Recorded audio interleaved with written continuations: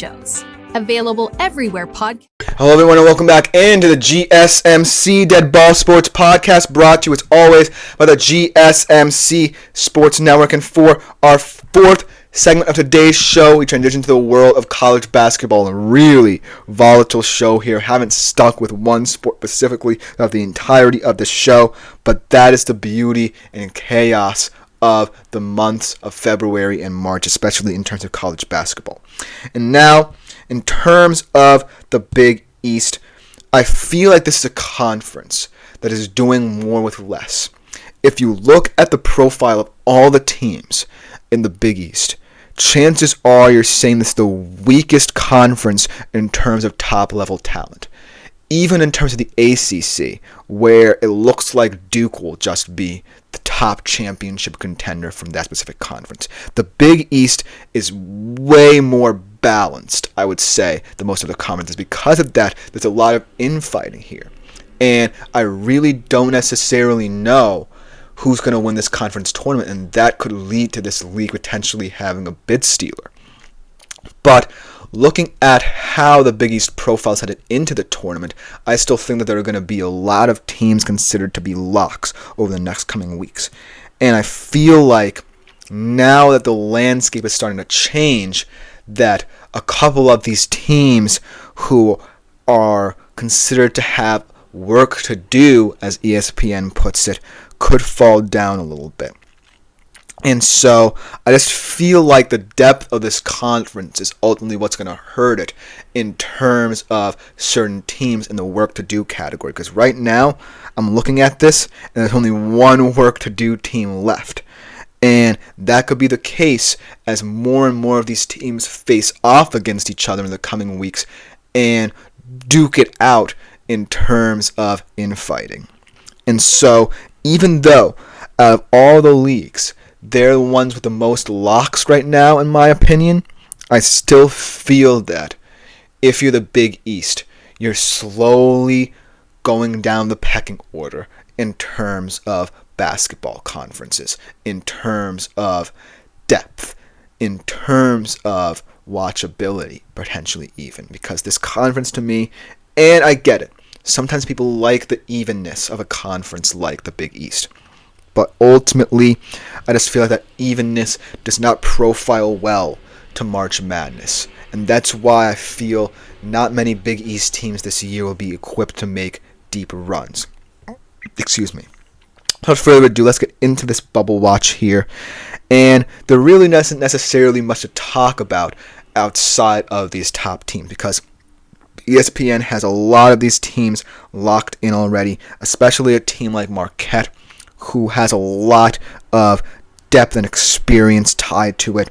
This is a team that definitely could make the deepest run out of anyone in the Big East, and has a player in Cam Jones who on his day could be considered potentially the third best player in the country behind guys like Cooper Flagg and Johnny Broome. And then a team like St. John's, who really has come into their own in the Rick Pitino era over the past couple of months, really relying on a lot of transfers, a lot of depth, and I feel like really has elevated this conference, because this conference, mind you, has really been centered around the UConn Huskies' success. And I know it's wild to say that after UConn won 2 straight championships for the Big East, that the Big East might not have a champion emerge for quite some time over these next couple of years is puzzling. But I do feel like a team like St. John's really could have a chance to make this conference have relevancy if they emerge as a new contender as well, because St. John's hasn't necessarily been relevant over the past couple of years, and as soon as Rick Pitino was hired, this team finally got hype surrounding it again, and finally got players who were willing to come into the program, whether it be through recruiting or through the transfer portal, and that has transformed them into an NCAA Tournament caliber team. Whether or not the St. John's Red Storm team can maintain that over the next couple of years remains to be seen, but for now, they could be the saving grace of the Big East. And then you move to a team like Creighton that actually lost a lot of depth in its roster to transfer portal to the NBA, but still have one of the most versatile big men in the entire nation in Ryan Kalkbrenner. This is a team that a lot of people have been waiting to break through in the NCAA tournament, and they just haven't. They've had a lot of solid players come through their ranks.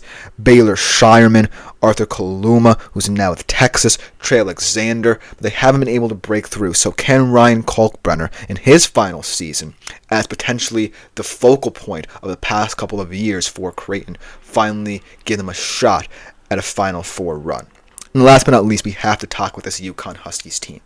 They have been the center point of all things Big East. They are going to be a lock for this tournament. They look as mortal as they have in 2 years. They don't necessarily have a star that they can revolve around like they did with Stefan Castle and Donovan Clingan last year. They're relying on a freshman for a lot of production. He did pay dividends in his return a couple nights ago against Creighton, but relying on a freshman and not necessarily having enough depth to surround him and complement him spells danger for the success of UConn in this tournament. And I feel like we got to give Dan Hurley a lot of credit for keeping this team relevant, but I do feel like this is kind of the end of the line potentially for this UConn Huskies team. But now, let's talk about the issue of this conference, because we talked about all these locks here. We talked about all these Big East teams who are entering into the tournament, could potentially make deep runs, but ultimately profile as the weakest conference heading into this thing. Outside of those 4 teams, there really isn't anyone who sways me in terms of resume, who sways me in terms of strength of schedule, who sways me in terms of strength of record. And the only work to do team is my Xavier Musketeers. And I have followed the Xavier Musketeers team for the past, 5-6 years. And let me tell you, this is the definition of volatility in the Big East. You know, under Chris Mack, they were a really successful tournament team. They had a couple Elite 8 runs. They had a Sweet 16 run. But under Sean Miller, this team has been the picture of inconsistency in this conference. Right now, they're only at 14% according to ESPN's forecast to make the NCAA tournament, and their chances took a huge blow by losing to fellow potential work-to-do candidates in Villanova on Sunday, and with their 3rd loss in 5 games. And profiling this team compared to teams past in Xavier history, this team has the talent. I know it does. They have an underrated power forward in Zach Fremantle, finally healthy again. Jerome Hunter as well. Dalen Swain in his day, a very impressive guard. Marcus Foster and Ryan Conwell impressing as the transfers for this team as well. But they haven't found any consistency. Only 3-8 against the BPI top 50 and 6-10 versus the top 100. And looking at how their schedule eases up, there's really no resume boosting win left. So I feel that in order for the Xavier team to really try and cement their status as potential March Madness candidate on Selection Sunday, they might just have to win the tournament, because that's how bad the Big East Conference is in terms of stockpiling quality wins.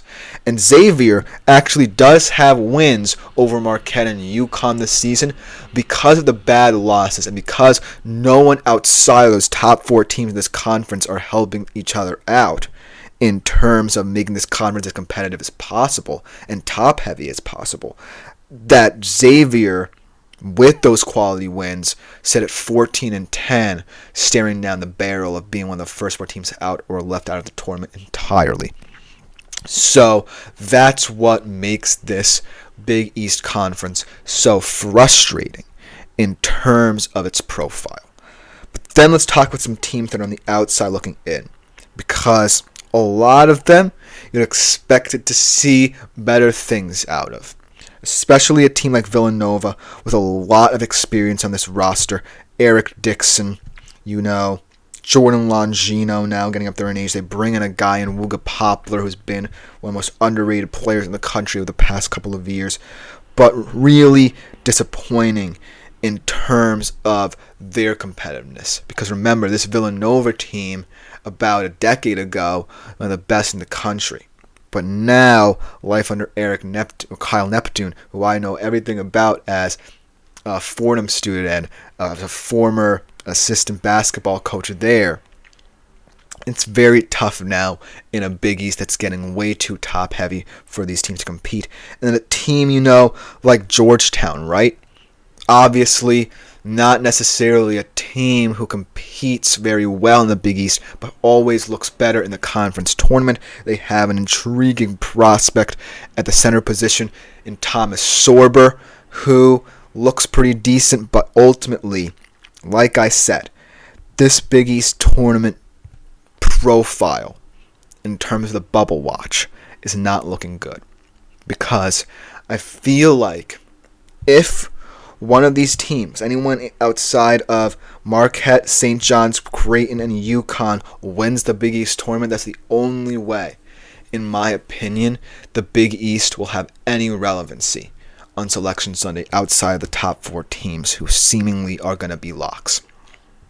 But if we look at other conferences and compare them to the Big East, this is why I'm worried about the trajectory of where the Big East is headed.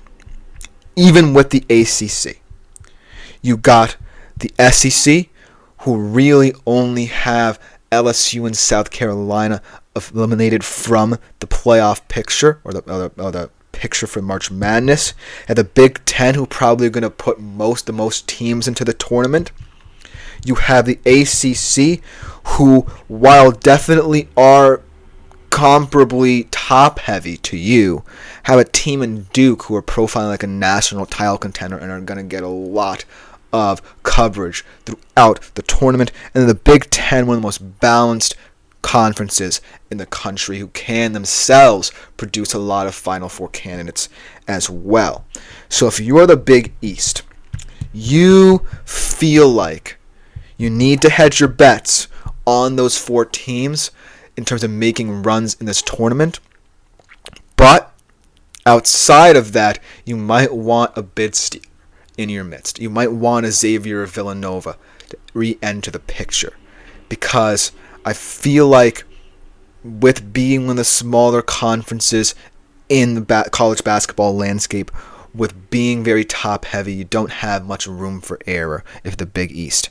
And so that's why I think it's integral for the depth in the Big East to be more than the sum of its parts come conference tournament time, because you just don't want to be the conference where you have some hopeful teams, but they can't necessarily compete against the big boys of, say, the SEC or the Big 12 and the ACC in the latter stages of March Madness. So the Big East is not necessarily going to be the most high-profile conference, but it could get interesting if there's a team that emerges in conference tournament weekend that could be a bit steal. Let me know what you think of this conference in the comments below, because coming up next to conclude today's show, we talk about a shockingly low-stakes game in the Premier League to conclude today's show with a quintuple trifecta of sports here. It's Spurs United right after this short break.